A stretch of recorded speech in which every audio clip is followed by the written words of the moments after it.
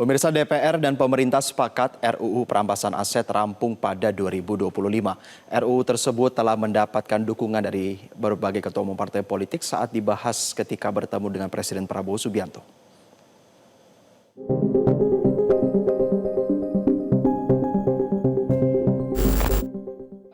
DPR dan pemerintah sepakat rancangan undang-undang atau RUU Perampasan Aset rampung pada 2025. Kesepakatan ini diambil usai Badan Legislasi atau Balik DPR dan pemerintah melakukan rapat membahas evaluasi program legislasi nasional atau Prolegnas 2025 pada Selasa 9 September 2025. Ketua Balik DPR Bob Hasan mengatakan pihaknya tetap tak terburu-buru dalam pembahasan RUU Perampasan Aset.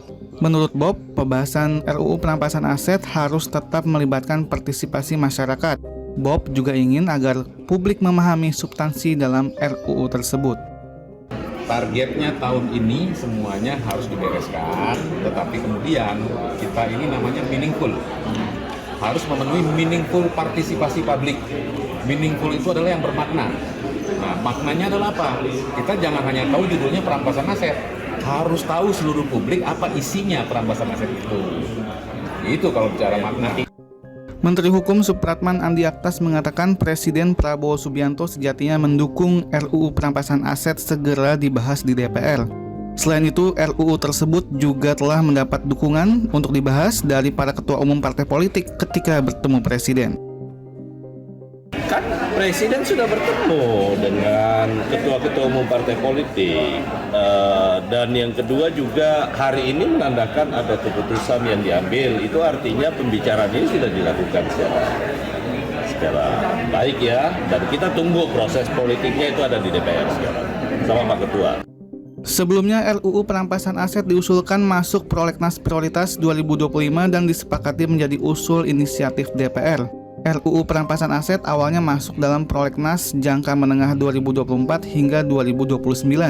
RUU Perampasan Aset mendapat atensi dari DPR dan pemerintah usai desakan dari rakyat pada gelombang aksi unjuk rasa akhir Agustus 2025. Dari Jakarta, Fahri Audiavis, Metro TV. Rancangan Undang-Undang Perampasan Aset memuat sejumlah pasal penting, yakni pasal yang mengatur tentang aset yang dapat dirampas. Aset yang dapat dirampas antara lain adalah aset hasil tindak pidana. Aset lainnya yang dapat dirampas yang diatur dalam pasal 3 ayat 1 adalah aset yang diduga dipakai untuk tindak pidana, aset sah milik pelaku sebagai pengganti, aset temuan yang diduga dari tindak pidana, aset tak seimbang dengan penghasilan, kekayaan, dan aset berupa benda sitaan tindak pidana. Dari sisi nilai, aset yang dapat dirampas adalah aset bernilai minimal 100 juta rupiah dan terkait tindak pidana dengan ancaman hukuman 4 tahun atau lebih.